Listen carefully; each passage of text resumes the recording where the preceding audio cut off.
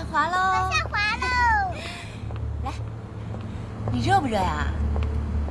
玩了这么半天，咱们回家吃饭吧啊！武言，您是？我是何林宇的妻子。我今天过来找你，就是想跟你说，以后不要再给老何发微信了，他不会回你了。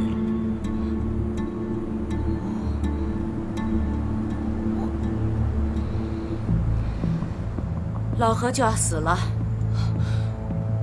他怎么了？滑雪的时候撞破了头，已经昏迷了4个月了。你女儿很可爱，请你不要伤害她。我也有个女儿，16岁了，马上就要准备考大学，可是她现在天天在医院里照顾她爸爸。医生说没希望了。老何的手机就在我手里，你还隔三差五的给他发个微信，问他为什么不回复你。我每天就装成不知道这事儿一样。对不起，我不知道。你那么想和他在一起，他就要死了，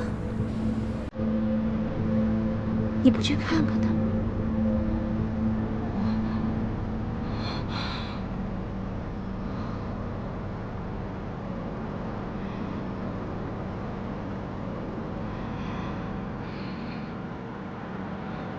我会去的。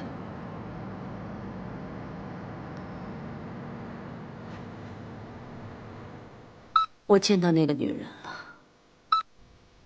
一看就是个虚伪、愚蠢的贱女人，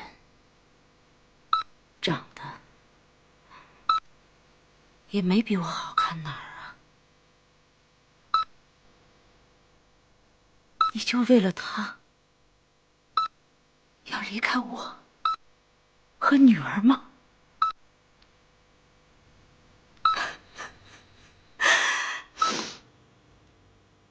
你的头啊，的确是撞坏了。妈，我觉得爸爸脸色好多了，你觉得呢？啊，是，感觉好多了。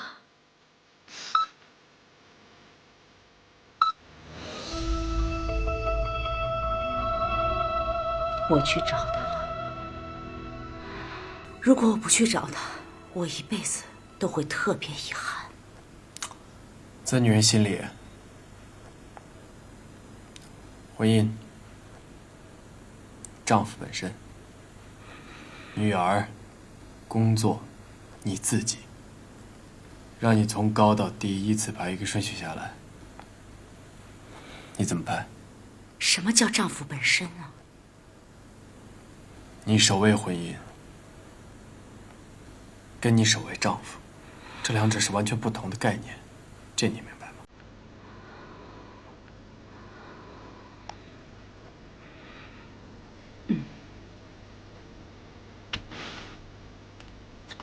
比如，这是你丈夫，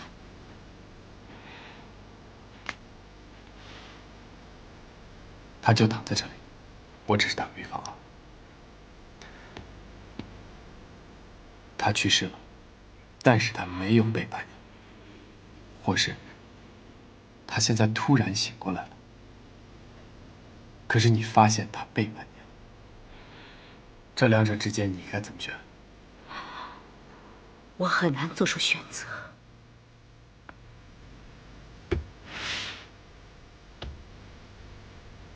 所以啊，在你心里，婚姻、丈夫、女儿、工作，你自己怎么办？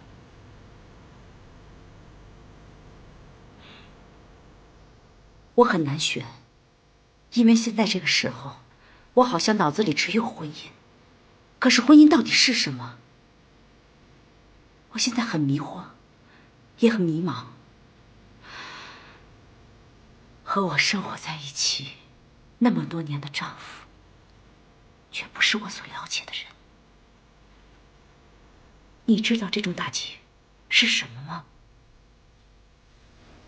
你还有女儿、工作，你自己，你可以去关心，去爱。你不懂女人，在女人心里，一件原则性的事情，可以毁掉男人在这个女人心里的所有分量。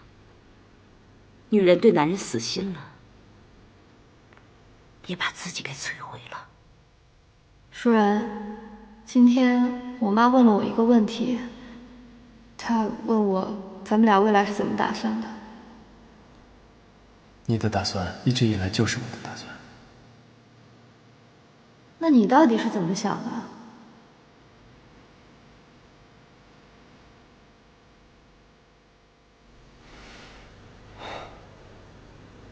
假如你真的被摧毁了，你还能找到一个让你活下去的理由吗？哪怕只有一个。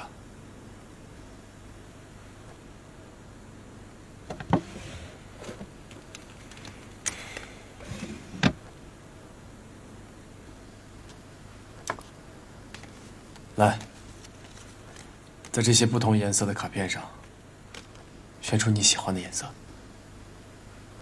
然后写下来你最舍不得的人和事情。试一试。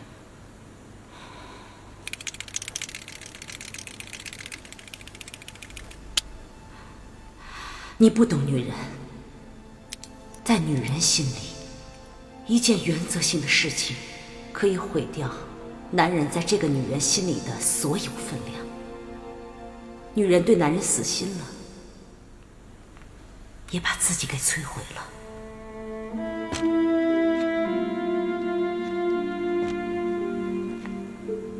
有时候你觉得熟悉的人，却让你感到陌生，因为我们只能看到表情，却无法探测内心。当一个人决定包括自己的时候，无论别人怎么努力，也终究无济于事。可是周围的人并不知道，抗拒其实来自害怕失去的恐惧。说出这样子的恐惧，也需要极大的勇气。于是，有时候我选择沉默。我只是希望你能把心里的压力和遇到的困难都跟我分享，独自承受只会让你在受阻的情况下心态变得越来越糟。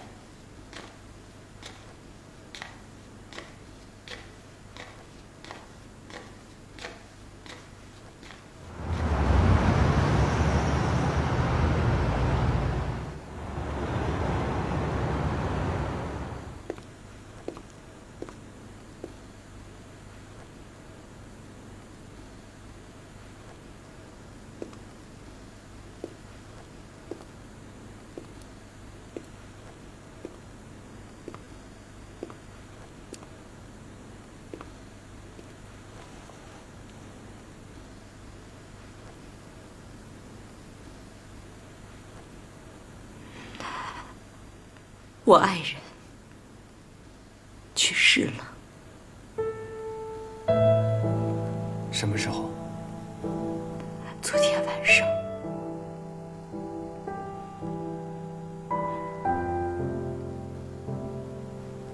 他没有背叛我，是我一直在误会他，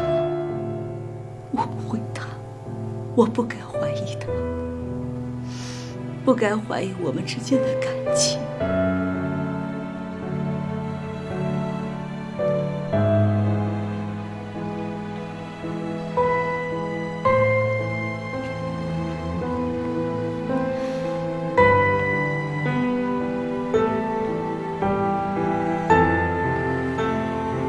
我没想到你真的回来。朋友出了事，我应该过来看望的。但是今天，其实我是来找你的。找我？我那天想了很长时间，我决定跟你坦白。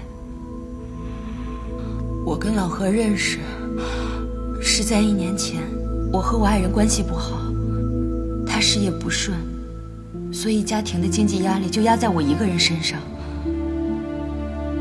我遇到老何那会儿，我觉得他很幽默，有风度，还很顾家，他简直就是我心里理想的男性。我那会儿还想，好羡慕他的妻子。后来一次商务宴请，老何在酒桌上喝多了，我们老板让我送他回家，他在路上下车想吐，我就陪他一起下车了。旁边就是酒店，然后我们……行了，别说了，我不想再听了。你今天来找我，是不是就是想侮辱我啊？不是的，你听我讲完。其实这一切都是我一厢情愿的想法。当时老何喝得已经不省人事了，其实那天晚上我们什么都没有发生。他第二天醒来，以为我们之间发生了什么，我还想让他继续对我好，干脆将错就错，怪在他身上。后来我给他发微信，让他对这件事情负责。他求我不要告诉你和你们的孩子。我知道那段时间老何很痛苦，可是我也不知道为什么，我越是看到他对家庭内疚，我就越觉得他是个好男人，我不舍得放弃他。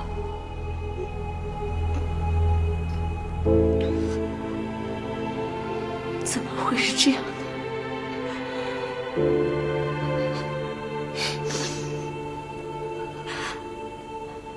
你怎么能够这样做呢？啊！对不起，对不起，对不起。直到那天，你来告诉我，说老何要死了，我心里真的非常难受。这些天我也在纠结，要不要把这件事情告诉你。老何他是个好人，如果他就这么走了，还背着这样一个误解，我会觉得自己特别对不起他，所以我就来找你了。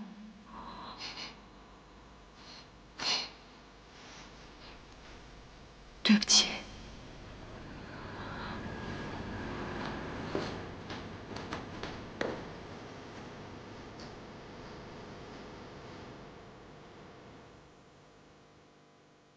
在他走之前，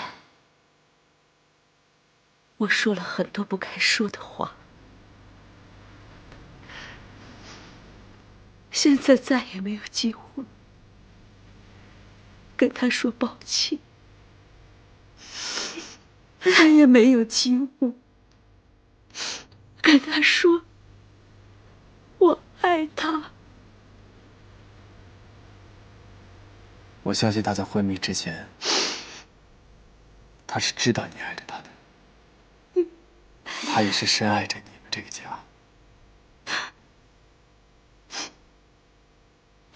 一开始我一直在他病床前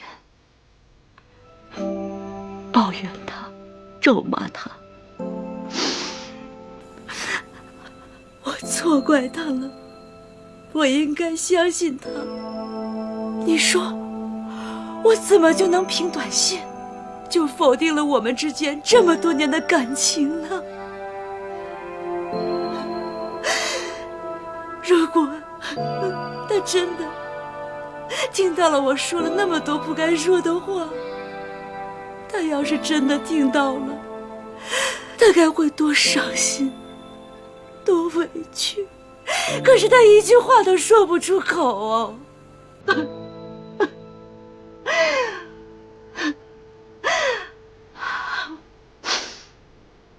我怎么能这么做呀？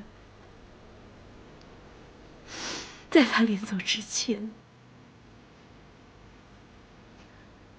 我连句我爱他都没来及说出口。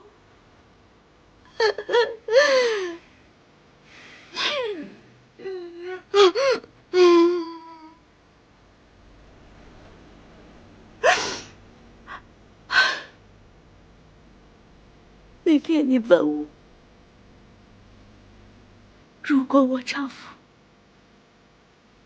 躺在病床上，他没有背叛我，另一种情况是他醒过来了，却背叛了我，我更能接受哪种情况？我当时没有弹给你，可是我现在有弹了，却也来不及了。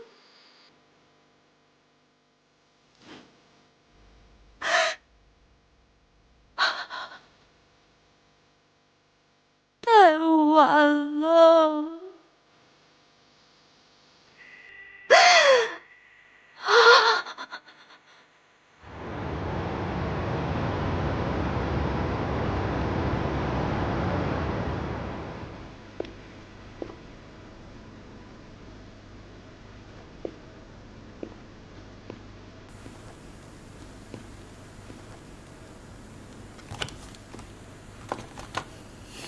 你来干嘛？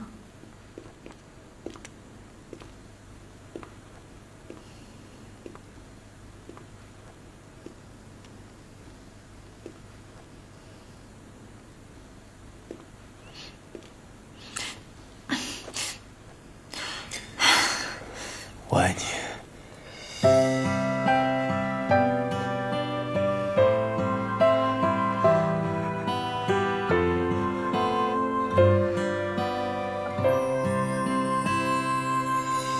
这座城市3月的模样，曾经的微雨我是一个会把所有情绪全部都隐藏起来的人。他要想话，我就怕我现在不跟你说，以后就没有机会了。这条街道深处的灯光，舒然，你怎么了？干嘛突然说这些话？那些寂寞的人们说没事。都看透，举杯不醉。对不起。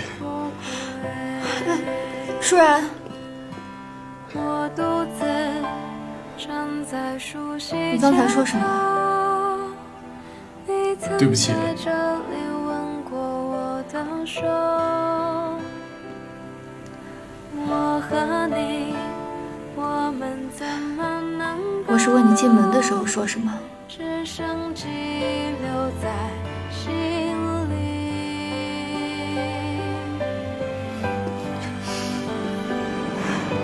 熟悉的城市，陌生的我，寂寞的人都在为谁守候？等下一季花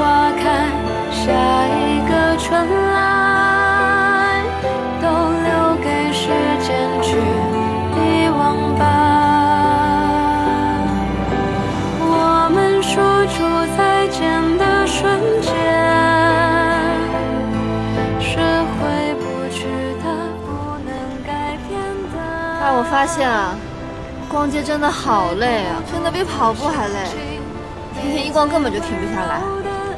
我累了，嗯，那你去坐那儿歇会儿吧，我去买点喝的。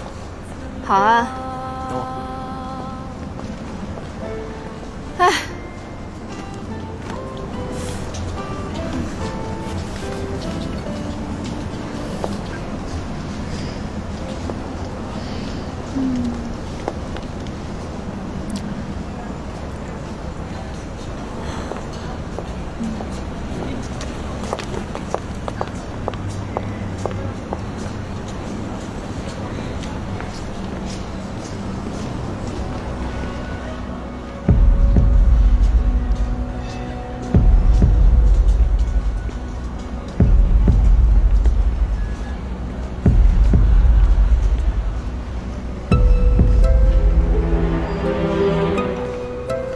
孙叔，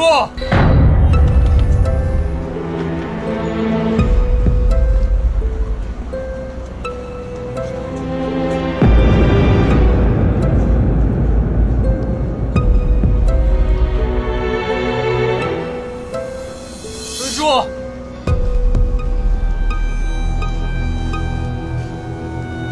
舒然，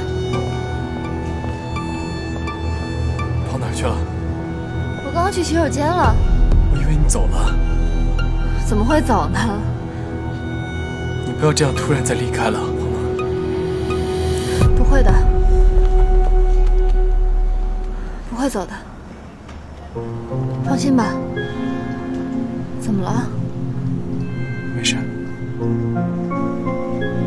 没事，我给你买点喝的。嗯。走吧。你最近怎么总是精神这么紧张啊？喝去吧。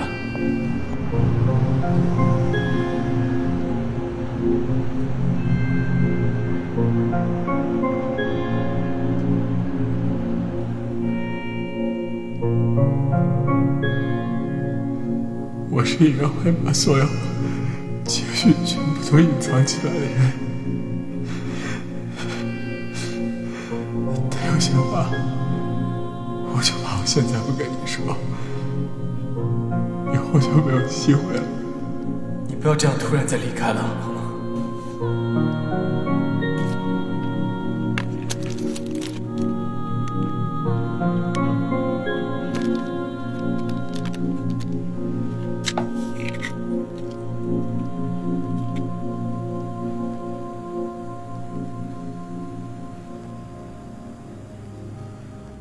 近日，音乐学院附中18岁的高3学生杨某，在刚刚过完生日之后，驾驶其父亲的车去上钢琴课，行驶中忘记开行驶灯将近1个小时。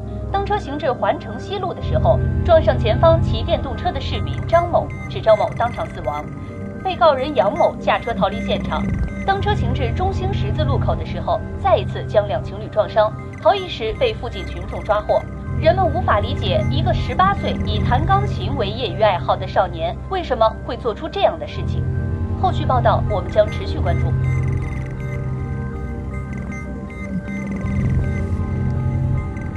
如果你们两个父子之间的关系不能够得到改善的话，那在杨飞身边的任何人都有可能会成为你们父子之间的替罪羊。怎么样？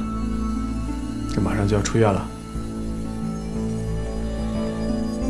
出院就等于再次迈进监狱的大门。怎么会？之前我一直和你父亲说，希望能够让你再稳定一段时间。说什么都没用。不过以后见不到你，还挺遗憾的。有什么遗憾的？你想来，随时来找我。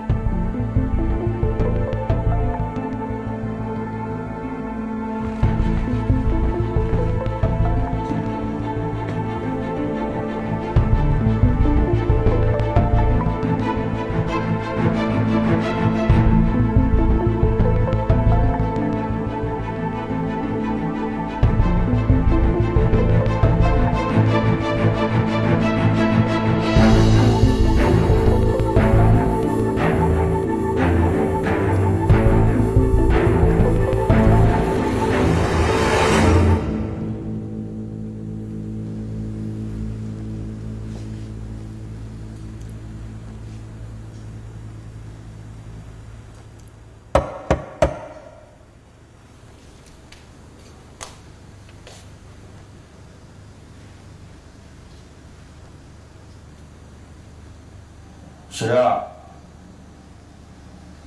你要是记者的话，就别进来了。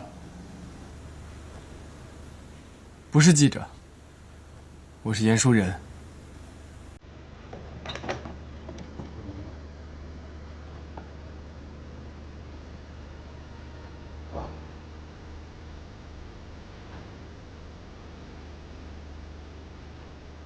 我来找你，并不是因为我曾经是杨飞的医生，更是因为他在我心里边很重要。什么意思啊？杨飞出了事儿，我很自责，因为他出院的时候根本就没有痊愈，况且他还只是个孩子。我自责是因为我没有尽到我最大的努力去帮他。那谁能想到呢？他在车里还藏着刀。哎呀！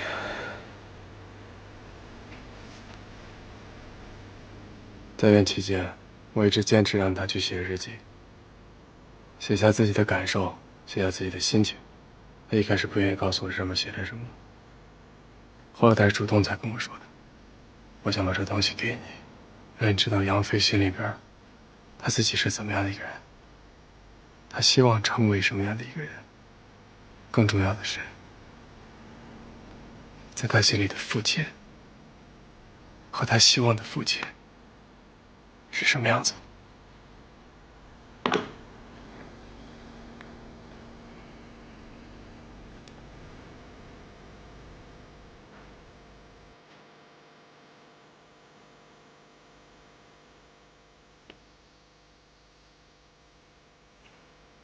我一直在想，我到底做错了什么？为了让他戒掉网瘾，学琴去，学游泳。是，我是没少打过他，不都是为了对他严厉一点吗？那我做错了什么了？我这。你打他到底是为了表达一种什么样的心情？到底是表达你的愤怒，还是爱他？杨飞难道一点值得你去表扬他的优点都没有吗？他是个男孩，啊，男孩就得敲打，否则他不能进步。发生了这么大的事情，你或许会永远的失去他。我相信在他心里边一定比你更难受，因为需要承担责任的是他自己。或许你们两个曾经有很多沟通上面的障碍，但是趁现在还有机会，有时间，去为他做点什么。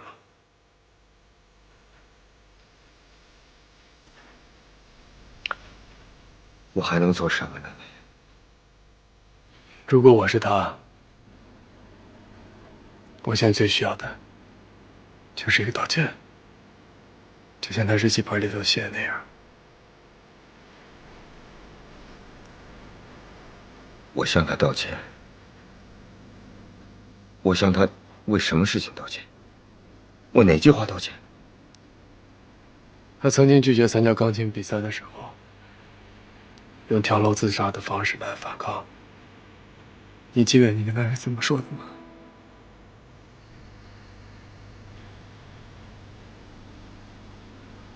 让他跳，他跳下去了，他真的算他英雄。这话是你说的。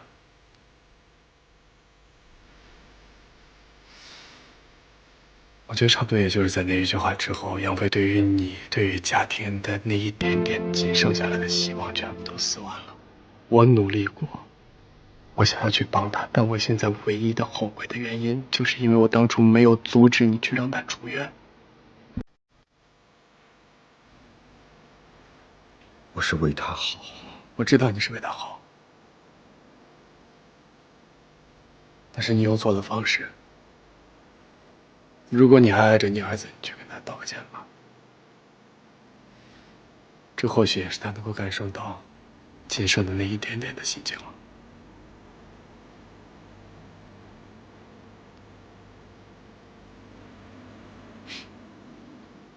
走了。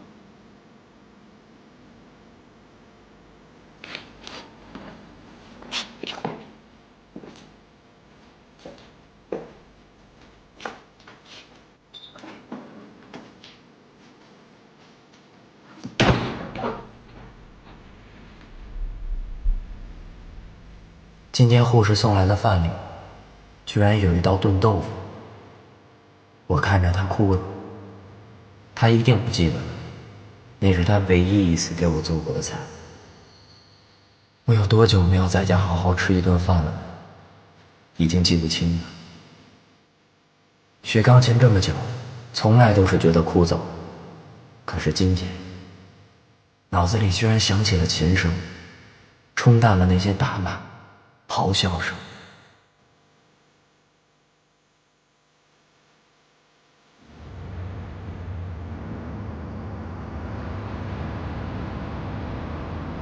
陈老师，你还记得前段时间我有一个患者叫杨飞吗？在刚接诊的时候，我就发现他和他父亲之间的关系很僵化。他的父亲要求绝对权威，用体罚的方式一直在逼迫他做自己不愿意做的事情。他的症状一点一点的由抑郁转为了躁狂，甚至经常出现失去理性的冲动行为。前2天我才刚刚得知他杀人了。我现在回想起来说，这个孩子，他是多么单纯、多么善良的一个孩子的，他是无辜的。他的父亲一直在用错误的教育方式，导致了父子关系破裂。但是他拒绝接受家庭治疗，一点一点的把他逼到了这一步。我眼睁睁看着这一切，我没有办法阻止。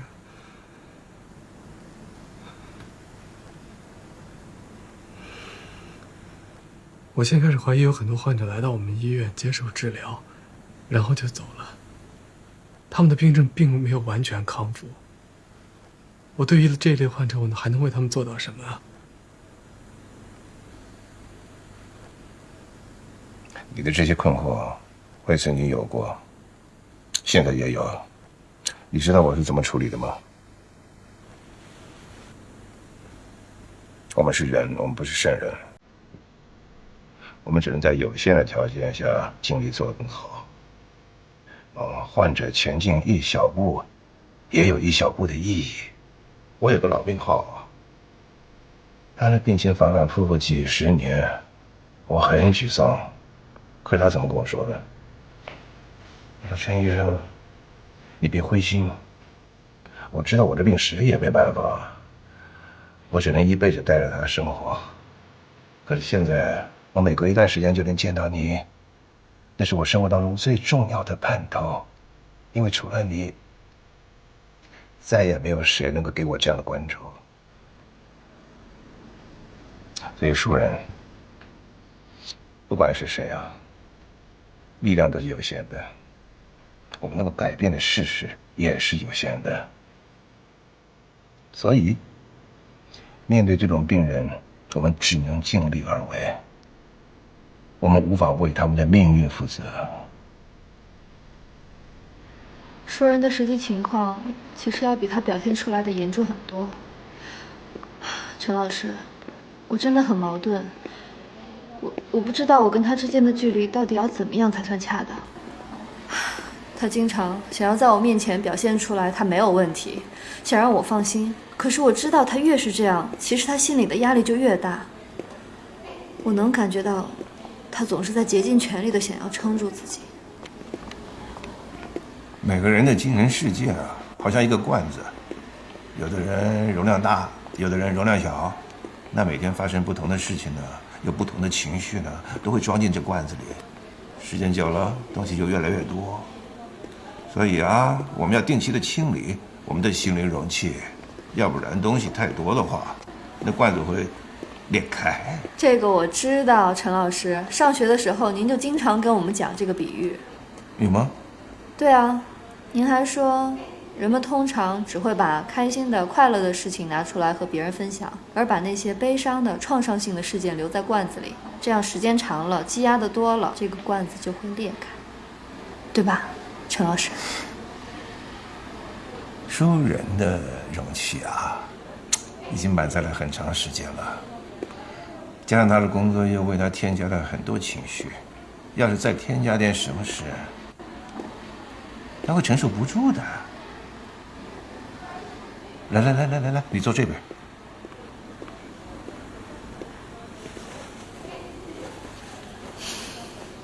其实对我，他的有些情感，还有内心深层的世界，也有所保留。我觉得哈，你可以比我对他更有帮助，但是别急，要有耐心。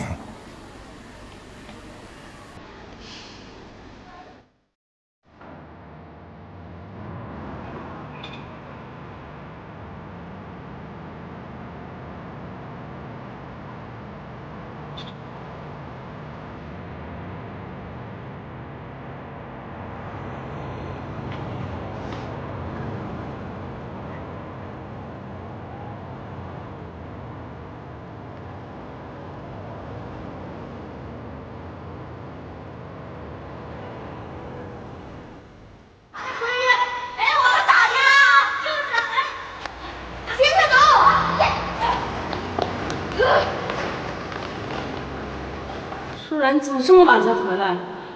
快去洗手吃饭吧。妈妈跟你说话你没听见呀？啊？这里怎么了？啊？你跟谁打架了吗？我没事儿。到底发生什么事了？告诉妈妈好吗？啊？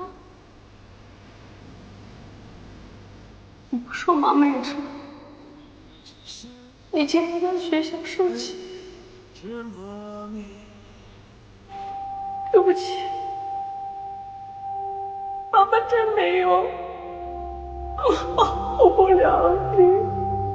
思儿，这些都不怪你。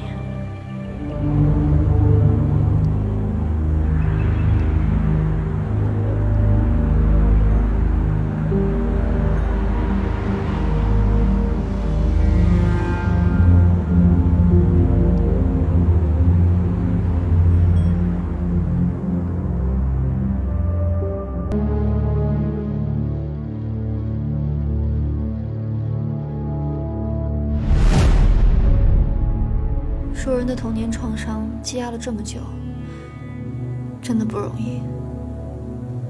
是啊，我一路看着他长大，一直帮他做心理疏导。他现在能面对这么多的惨痛的事情，我觉得他真的很厉害。但是我总觉得他好像还是有什么心结没有完全打开。还是他的妈妈，他一直觉得他妈妈的死他负有责任，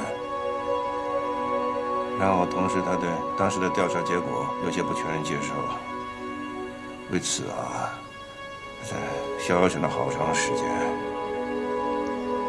他是怀疑什么吗？很奇怪，当时好几个证人说法不一。有的人说他妈妈好像在追人。还有几个说，他妈妈自己冲到马路上，朝着车子冲过去了。他就特别自责，把自己关在房间里面不肯出来。他觉得是他自己害死了他妈妈。那后来他怎么走出来的？得有足够的时间啊。但好像他后来说服了自己，让自己相信他妈妈是自杀死的。陈老师，我现在就是担心，经过 Lisa 和罗红艳的事情，熟人内心那些创伤会被再次揭开。这几个月下来呀，你太辛苦了。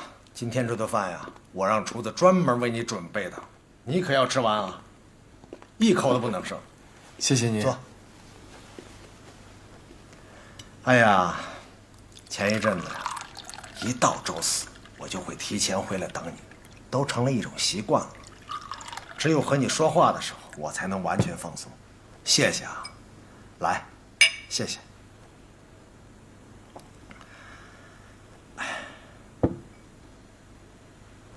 哼，好酒量，多喝点。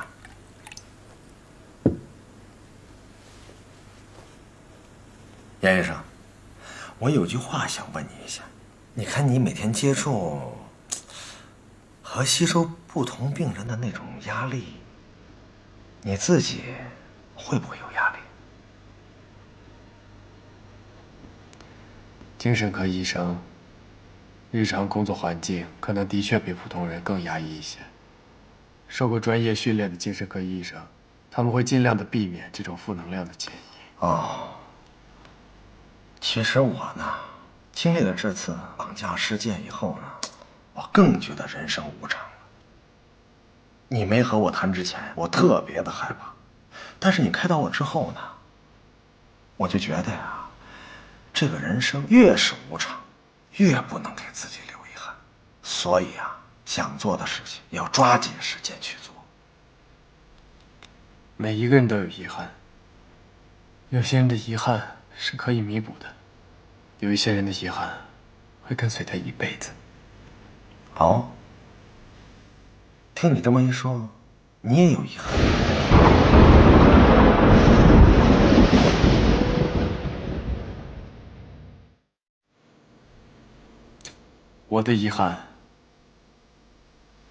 我的遗憾是子欲养而亲不待。我父亲在我7岁的时候去世了，母亲8年前也走了。我心里边有时候会想起他们的，我也不知道该咋办。是意外。我现在开始怀疑可能是一个意外啊。那你调查过没有？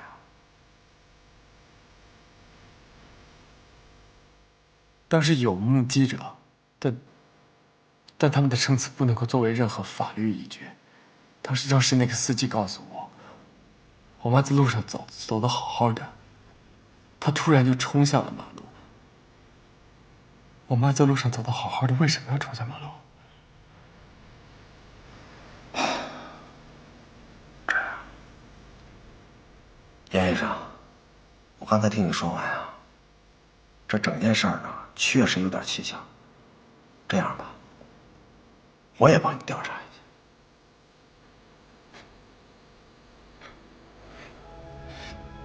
你是我的患者，真拿你们不能帮，这实在是不妥。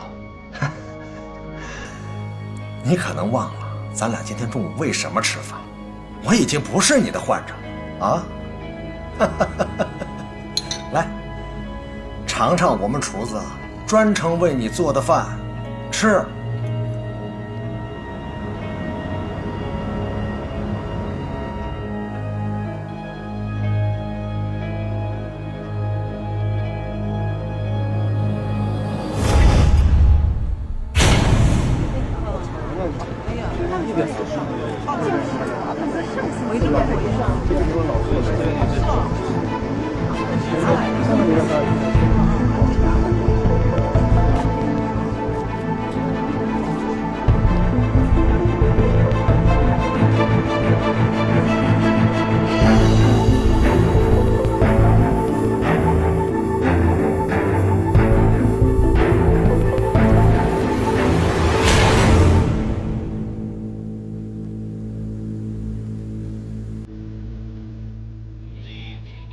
Face and body is a collection of signals of symmetry and signals of hormone effects in the body.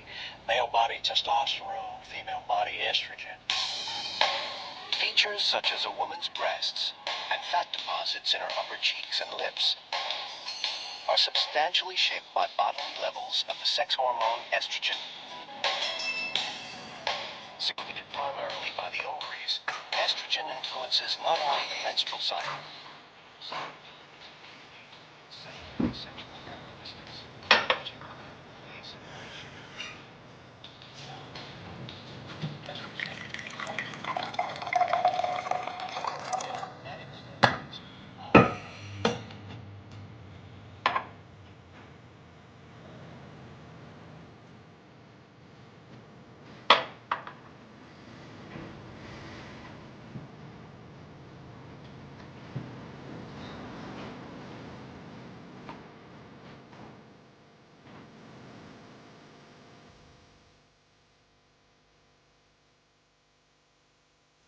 那些过去的记忆，伸出大手，牢牢地将我按住。这么多年了，依然是濒死的窒息。我只是越来越习惯他的来临。就算我努力挣扎，也逃脱不了记忆黑洞的吞噬。夜半梦魇一次一次地在提醒我，那些被压抑的伤痕。哪怕我努力咬着牙不回头看，它也总是突然浮现在我的面前。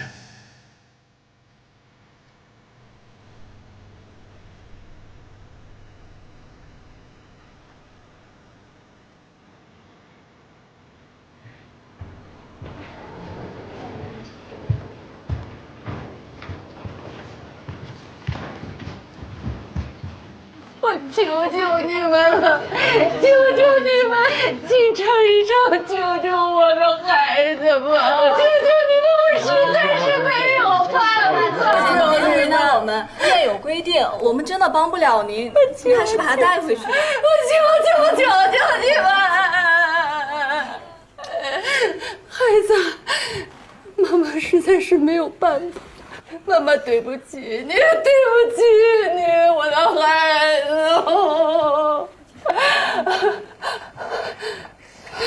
对不起你，阿姨，你走开！我不要你了，我管不了你了。阿姨，走开！我实在没有办法了，我实在是没有办法。阿姨，没事吧？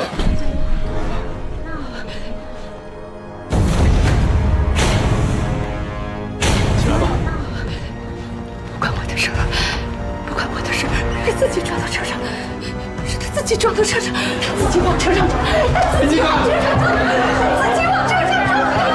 走了，都是医院里这什么母亲啊？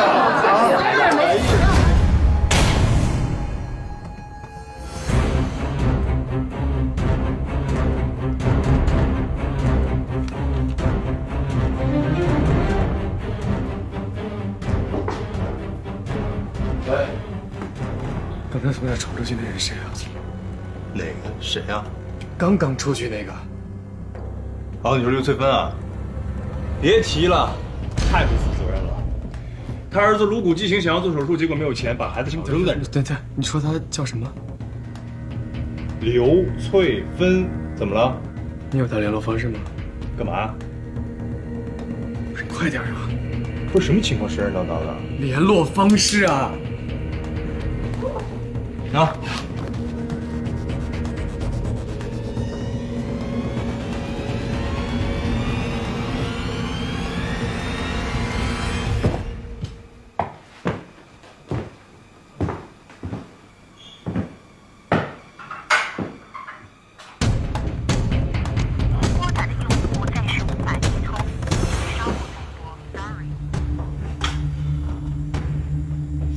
病历我先拿走了。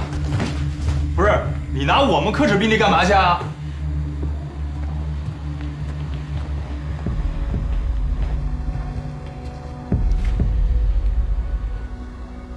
刘子芬，我是你刚撞倒那个人，你刚说那话是什么意思？就是和我没有关系，不关我的事，是他自己没有看见车，是他自己撞到车上去的。他是谁？谁在哪儿？你到底知道些什么？跟我没关系，不关我的事儿。喂。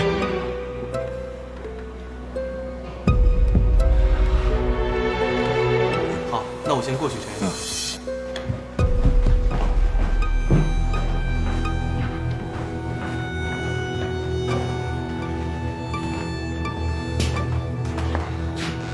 陈老师。哎，主任，出了什么事情啊？我想问一下您关于我妈妈当年车祸的事。怎么会突然问起这个呢？当时在现场是不是有一个人叫刘翠芬？你妈妈车祸的目击证人当中确实有一个人叫刘翠芬。当时因为事发路口没有摄像头，当时是她给那个司机做的证明那司机是正常驾驶。为什么问起这个？刚刚见着他了。不要气，来，有什么事情我们一起商量啊，都可以解决的。来，下来。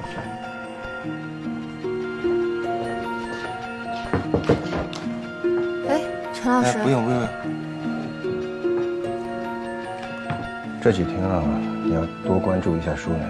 关注舒人，他怎么了？舒人遇到一个人，这个人是8年前他妈妈车祸现场的目击证人。但这个人呢，可能会唤起舒人的创伤性记忆，所以你要多留意啊。他有任何异常，赶紧跟我联系。好。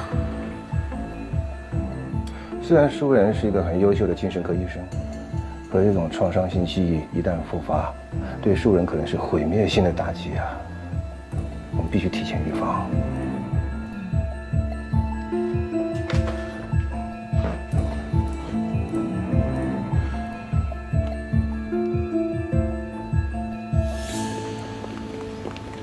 您好，请问几位？我找人，谢谢。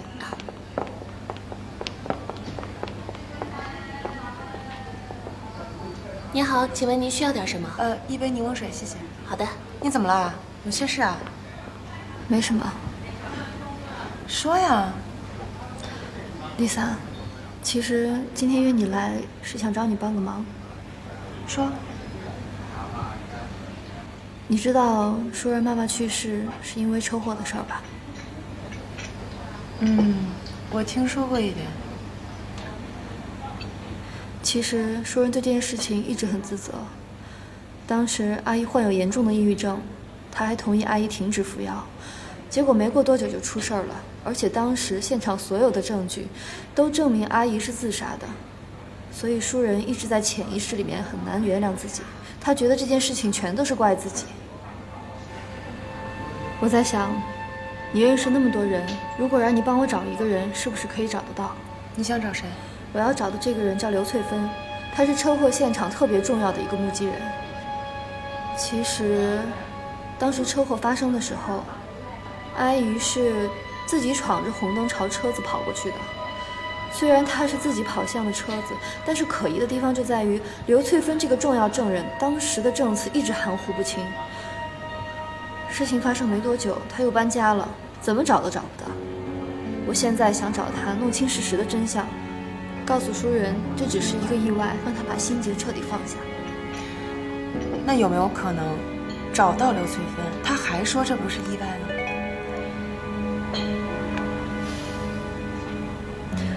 不管怎么样吧，咱们都得先找到她。交给我吧。谢谢。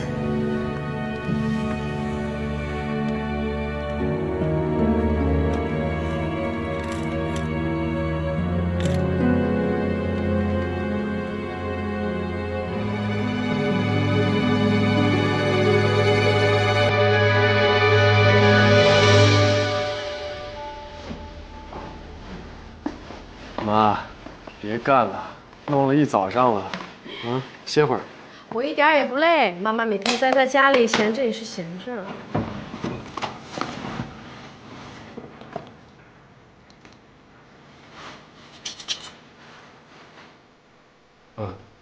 你这……哦，我正想跟你说这事儿呢。妈妈觉得自己已经完全好了，再说吃了这么多年的药了，是不是也该停一停了？啊，你看我这刚停了2天药，觉得浑身都有劲儿了。今天干了很多活儿，把床单被罩都洗了。床单被罩什么东西？找个人来弄一下就行，别自己干。妈妈知道你孝顺，我看就喜欢这样，不然待着干什么呀？是不是啊？哎呀，不要管我了，你去忙你的去吧。你呀，上那儿坐着歇会儿吧。快来吧。你看我现在精神多好呀，是不是？以后我就不吃药了啊。哎，我不吃药了，好不好嘛？吃了那么多年了，妈妈现在多好呀！我干了这么多活，一点事儿都没有，完全没有问题了，好不好呀？你答应了啊？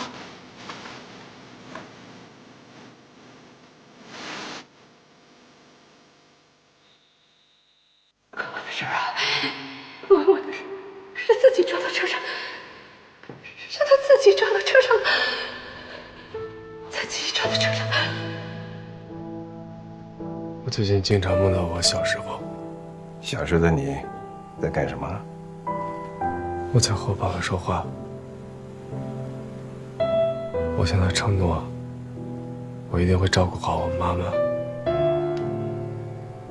可我食言了，我一食言我就清醒了。发生的事情都不是你的错，你知道吗？现在啊，不管你怎么想怎么做，发生的事情就是发生了，怎么做都弥补不了。你现在唯一能做的事情，是在心里面放下过去，好好生活。我知道，我最近一直在尝试着放下过去，可是我越想压抑，那些回忆就越是频繁地浮现在我眼前。我相信啊，你妈妈是真的康复了。虽然你当时是在读博士，但你为你妈妈做的非常好。她真的康复了，比在医院的时候快乐多了。我还记得她的笑容，她真的好快乐。你对她的治疗啊，甚至影响了我。你看我现在精神多好呀！那以后我就不吃药了。我的事啊，吃那么多年了，妈妈现在多好呀！是她自己撞到车上的。我还记得她的笑容，一点事都没有，完全没有问题了。她真的好快乐。我相信啊，你妈妈是真的康复了。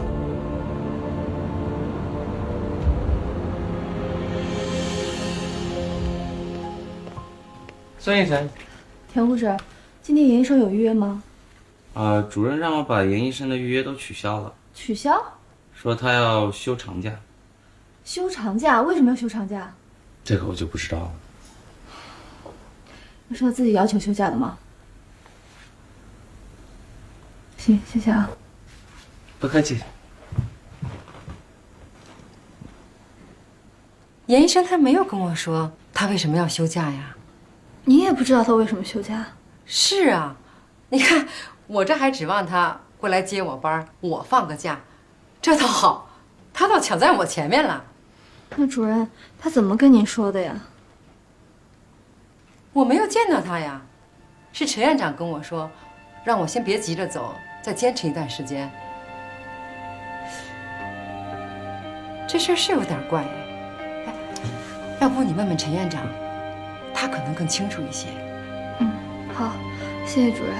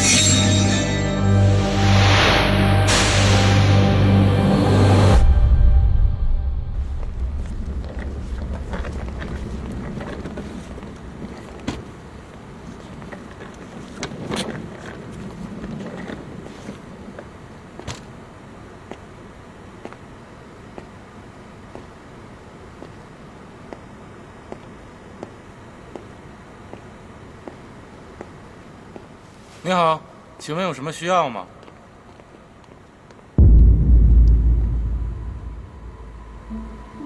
你是刘能吗？是啊，有什么事吗？我想问一下你8年前那场车祸的事情。你问这干嘛？这事儿已经过去很多年了。我知道。哎，你谁呀？为什么要问这些？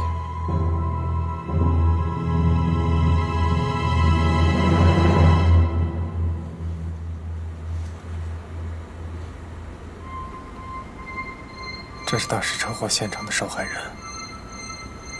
我是他儿子。你要干嘛？这儿的摄像头都是和公安局联网的。我就想问一下你当时事情的事发状况，没别的。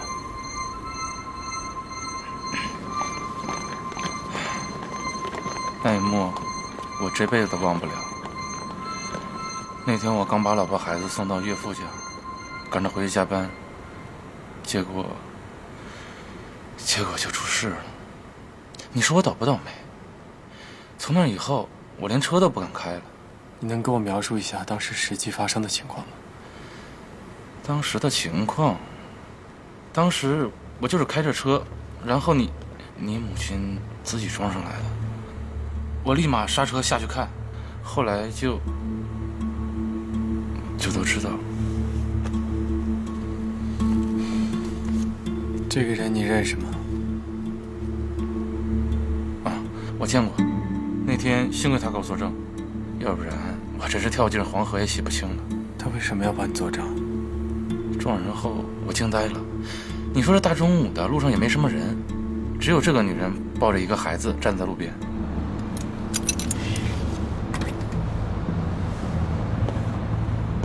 姐，你都看见了，是他自己跑过来，我没撞他。你帮我作证啊！别，大姐，没看见。你都帮我作证啊，大姐。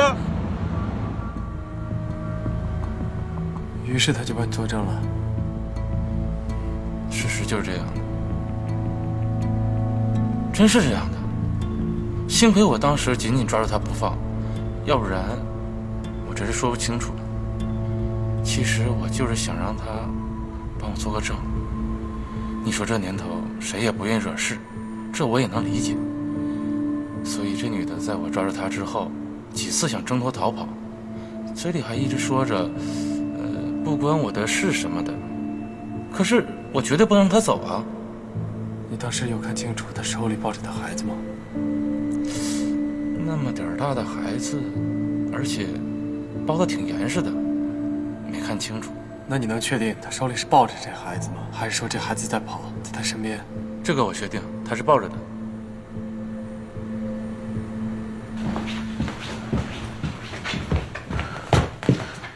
孙医生，你们看到严医生了吗？没有啊，我也联系不上了。严医生不会出什么事吧？别往哪走。